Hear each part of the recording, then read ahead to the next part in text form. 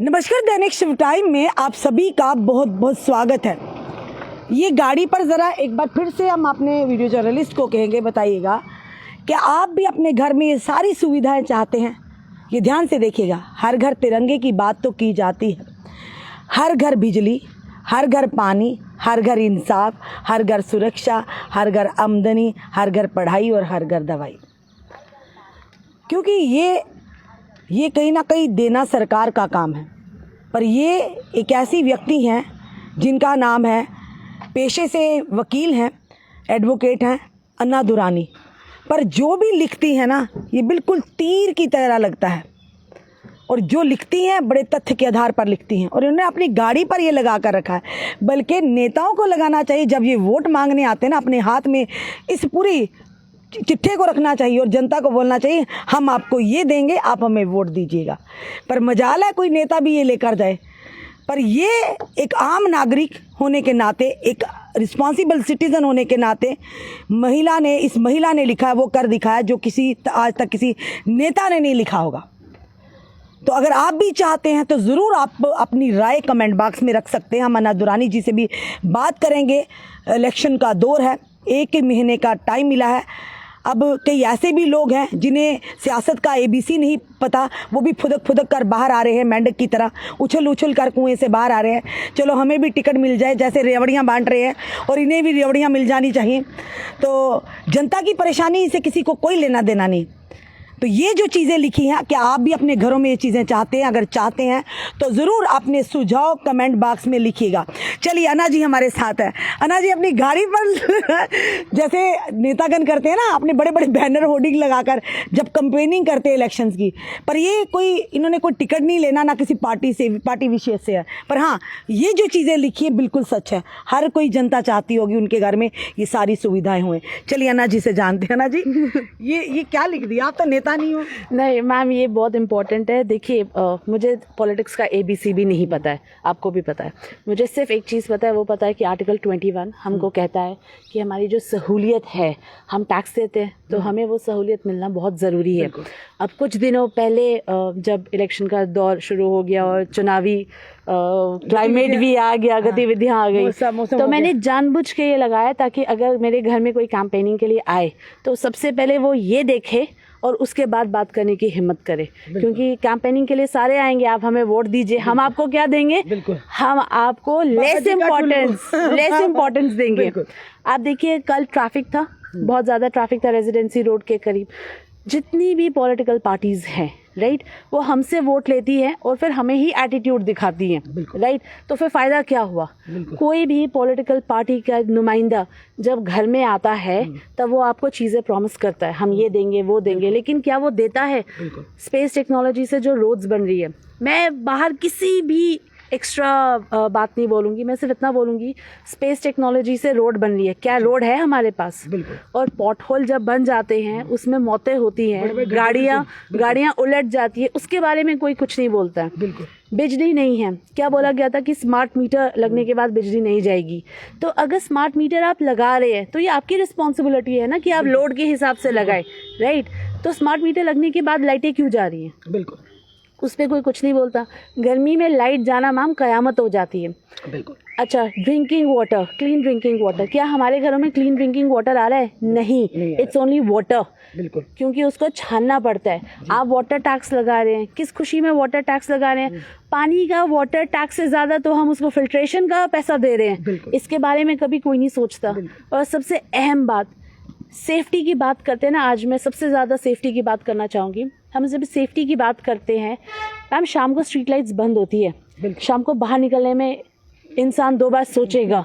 गलियों के अंदर स्ट्रीट लाइट्स बंद है, राइट, दिन में जलती है, रात को बंद है, तो फिर फायदा क्या हुआ? सोलर लाइट तो है नहीं, इसका पैसा कौन दे रहा है और इसकी कौन मजम्मत करेगा? प्रॉब्लम यही है, जो बेसिक्स है ना वो लोगों को भी अब समझना पड़ेगा। तभी मैंने ये पीछे लगाया हुआ है ताकि हर आते जाते लोग इसको देखें, समझे और उनको अपने हक के बारे में पता। जनता समझने वाली है, फिर कोई आके इन्हें चिकनी चुपड़ी बातें करेगा तो जनता उसी के अधीन हो जाएगी, उन्हीं के मुरीद हो जाएगी। तो फिर वही रोना पीटना जो पड़ता है बाद में जाकर। बिल्कुल मैम, देखिए, जब जनता गलत नुमाइंदा चुनेगी उसके बाद उसको रोना पड़ेगा। जब जनता गलत नुमाइंदा चुनेगी फिर क्या होगा, फ्लडिंग होगी और गाड़ीगढ़ में जैसे ये उनकी जान गई थी, बिल्कुल ऐसे ही जाने जाएंगी, बिल्कुल ऐसे जान जाएगी। अगर ये चाहते हैं कि इनके साथ हादसे होते रहे तो चुनिए गलत ये सारी चीजों में तो मुश्किल है, कुछ मिलता होगा, अगर मिलता भी होगा तो उसका तो हम टैक्स देते हैं, पैसा देते हैं, पर घर घर चिट्टा जरूर पहुंच गया, घर घर चिट्टा पहुंच गया। बिल्कुल वो इसलिए पहुंच गया मैम क्योंकि अब शायद पुलिस वालों को बुरा लग जाएगा, पॉलिटिशियंस को बुरा लग जाएगा, लोगों को बुरा लग जाएगा। जब भी चिट्टा आता है किसी ना किसी इनसाइड जॉब के थ्रू आता है, वरना किसी की हिम्मत नहीं है जब तक अपना अंदर का बंदा कोई घर का भेदी लंका डाले तब तक चिट्टा नहीं आ सकता। अब बात करते हैं हर घर सुरक्षा, जो अभी सबसे इम्पोर्टेंट है।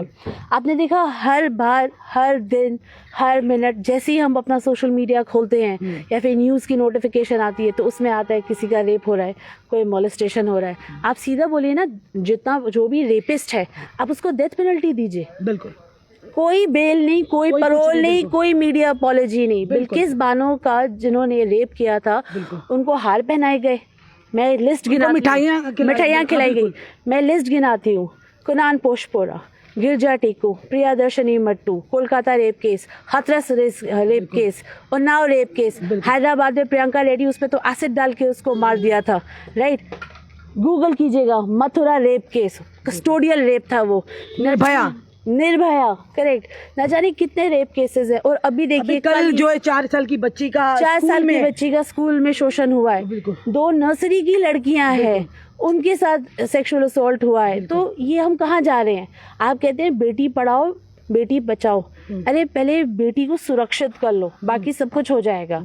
आप रखिए कि बच्चों को पढ़ाओ, उसके बाद आप सुरक्षित करो। बिल्कुल ये मैम मुझे नहीं पता जी, जब इस तरह के हादसा घटना आते इसे भी पॉलिटिकल तरीके से देखा जाता है, ये नहीं देखा जाता कि वो देश की बेटी। अगर बात करें जिस तरह से कोलकाता के एक आरजी के कॉलेज में हुआ, एक महिला डॉक्टर के साथ बड़ा ही दुर्भाग्यपूर्ण है, बड़ी शर्मनाक हरकत हुई है, उसी समय वहाँ की सरकार को ऐसे लोगों जो साबित हो जाता है सीसीटीवी फुटेज के माध्यम से, इन्हें डेथ पेनल्टी दे देनी चाहिए थी, कोई इंतजार नहीं करना चाहिए, जैसे कहा, क्योंकि तभी इन लोगों के हौसले, क्योंकि कानून व्यवस्था, बिल्कुल बुरा लगेगा, लगता रहे, सच हम बोल के रहेंगे, कानून व्यवस्था शून्य है, अपराधी अपराध करता है, 2 महीने घूमता है, धड़ल्ले से खुला घूमता है, और 2 या 4 महीने में उसे बेल मिल जाती है, क्योंकि मोटी मोटी उन्होंने पैसे फेंकना है और खुले सांड की तरह घूमना है।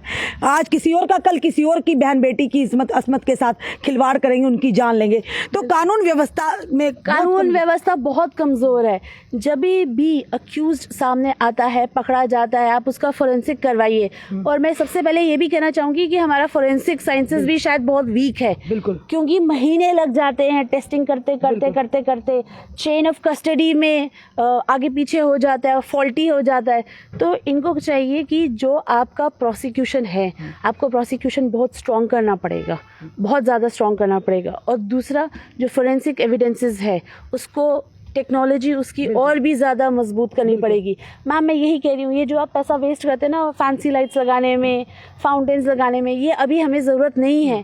पहले जो हमारी बेसिक सेफ्टी खाना है, पहले उस पर ध्यान देना चाहिए। उसके बाद जो बचा हुआ पैसा आप जाओ उसको पूरे जम्मू को पेंट कर दो, लेकिन पहले आप फोरेंसिक लेबोरेटरीज जो फुल फ्लेज्ड है, ताकि हमको चंडीगढ़ ना भेजना पड़े, राइट। और जैसी ही पूरे एविडेंसेस के साथ सबूत मिल जाने के बाद पता चल जाता है कि इस इंसान ने रेप किया है, there should be no other punishment than death penalty, hang him to death. बिल्कुल, दूसरों को भी अबरतनाक सबक मिले। एक मरेगा बाकी सुधरेंगे। बिल्कुल, देखा जाए तो अगर हाथरस की बात करें, किस तरह से उसे जला के रात को फैमिली सबूत भी खत्म करने का वो किया था। मैम रात को 2 बजे उस विक्टिम की बॉडी जलाई थी। She is a Hindu. क्या हिंदू रात को जलाते हैं? बिल्कुल नहीं जलाते। बिल्कुल, I am a Kashmiri Pandit, I know जी। तो रात को कैसे जला दिया? और बॉडी जो फैमिली मेंबर्स थे उनको आने भी नहीं दिया, पूरा पुलिस का घेरा लगाया हुआ था। क्यों नहीं आने दिया? क्यों नहीं आने दिया? बिल्कुल, ये कमी हम बता रहे हैं ना, ये कमियां हैं। सियासत हर जगह टांग बिल्कुल, सियासत हर जगह टांग अड़ाती है। बेटियों की असमत के साथ उनकी मौत पर भी सियासत होती है। बिल्कुल बिल्कुल। वहीं पर अगर बात करें मणिपुर का, आप देखिए मणिपुर का, देखिए दलित महिलाओं को दौड़ा कर नंगा दौड़ाया था, और कितना असॉल्ट किया, शर्मसार होना चाहिए था, असॉल्ट किया। मैम देखिए, मैं कहती हूँ जो आप कहते हैं ना कैंडल मार्च करना है, इससे कोई फायदा नहीं होगा।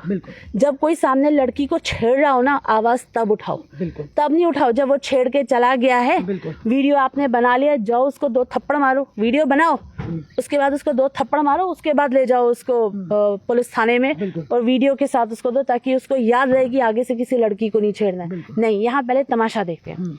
जब लड़की के साथ कुछ दुष्कर्म हो जाते हैं उसके बाद सड़कों पर कैंडल मार्च लेके निकलते हैं कि हमारी बच्चियों को जो बड़ा कोई बचाने नहीं आएगा। उसमें आपने एक संस्कृत में एक है शस्त्रे शास्त्रे च कौशलम, मतलब किताबों के साथ साथ अब अस्त्र शस्त्र में भी कौशल होना बहुत ज़रूरी है। तो मैं बेटियों को यही कहूँगी, जहाँ आपको कोई बदतमीजी करे, जैसे गोल रोटी बनती है ना, एक गोल तमाचा मारना सीखो। बिल्कुल सही कहा अन्ना जी ने, बिल्कुल सही कहा। जहाँ कोई बदतमीजी करे, क्योंकि डरते हैं ना लोग भी, और लोग आज के दौर में अन्ना जी तमाशा देखते होंगे तमाशा कि फिर क्या दूसरे की बेटी के साथ होगा, कौन सी हमारी बेटी है, पर कल को यही आग उनके घर तक भी पहुंच सके, उनकी बेटियों के साथ ऐसा होता है, क्योंकि समाज के लोगों में भी कमी है। जब अपनी बेटी के साथ होता है ना तब वो रोते हैं, जब दूसरी की बेटी के साथ होता है तब वो देखते हैं। बस ये रोने और देखने का फर्क है, बस यही फर्क है। जनता को क्या मैसेज देना चाहेंगी, जिस तरह से लगातार ये घटनाएं हो रही पूरे देश भर में, जो हिला कर रख देती हैं, और कुछ दिन की बात है उसके बाद हम भी भूल जाते हैं, आप भी, जनता भूल जाती है। जो कैंडल मार्च करते हैं फिर मीडिया में भी उन्हें कवरेज आनी होती है, कैंडल मार्च से कुछ नहीं होगा। कानून को सख्त प्रावधान होने चाहिए और कानून को इम्प्लीमेंट करवाना बड़ा जरूरी है, बहुत जरूरी है। मैम, जनता से मैं यही कहना चाहूँगी, प्लीज़ फॉर गॉड से कि 2024 है, आपको अपने हक पता है। अगर आप इतनी तालीम हासिल कर रहे हैं ये तो फिर कॉलेजेस बंद कर दीजिए ना, आप मत पढ़िए, क्योंकि अगर आपको अनपढ़ों की तरह बिहेव करना है तो आप मत पढ़िए। 1st क्लास से 12th क्लास तक आप पढ़ाई करते हैं, फिर कॉलेज जाते हैं, करेक्ट। इतनी पढ़ाई किस लिए? ताकि आपको अपने हक पता हो।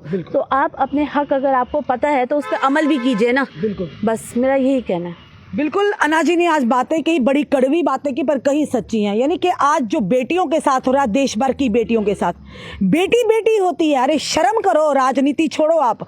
बेटी किसी भी धर्म से हो, बेटी किसी भी क्षेत्र से हो, देश के किसी भी कोने से हो, अगर उसके साथ गलत होता है तो पूरे देश को एक साथ होकर सामने आना चाहिए।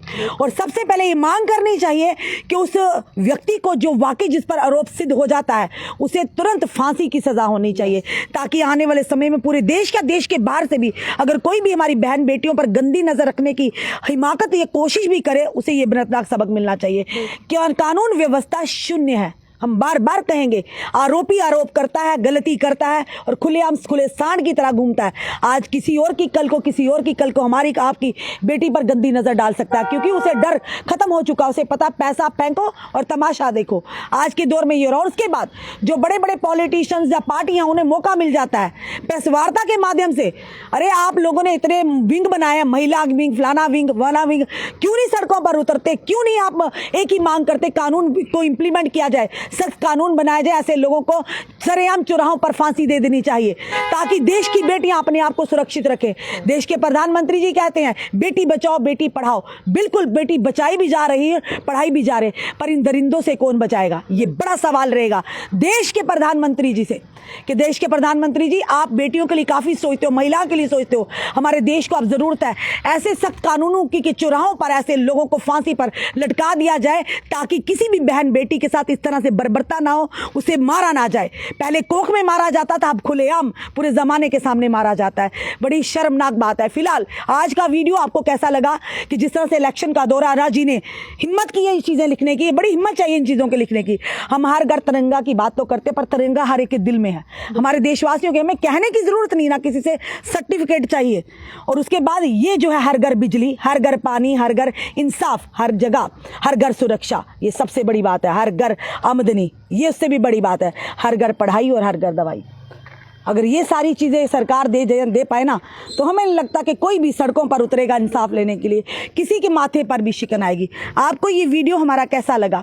कईयों को परेशानी भी हुई होगी, प्रॉब्लम भी हुई होगी, इस वीडियो से बड़ी परेशानी होगी, पर हमें आदत है सच कहने की, और ना जी को हमें भी सच बताने की, तो उससे हम पीछे तो हटे नहीं। जब तक जिंदा सच दिखाएंगे, सच बोलेंगे। फिलहाल अपने कमेंट, अपने सुझाव हमें जरूर दीजिएगा, और इस वीडियो को जितना हो सके शेयर कीजिए। जुड़े रहिए ऐसे हमारे साथ अगले अपडेट के लिए। जय हिंद, जय भारत।